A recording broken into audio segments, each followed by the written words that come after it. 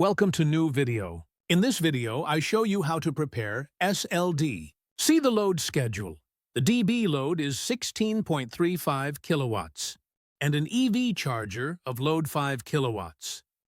Both these load fed from a SMDB, so the total load is 21.35 kilowatts.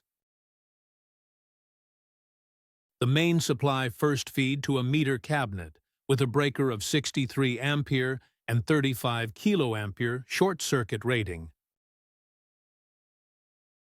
From meter cabinet feed to the SMDB, there 63 ampere isolator, ammeter, R, Y, B indicator, and a voltmeter.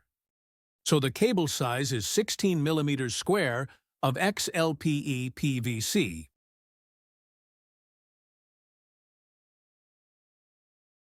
The DB feed from SMDB with a breaker size of 40 ampere and 25 kiloampere short-circuit rating and cable size is 16 millimeters square XLPE PVC.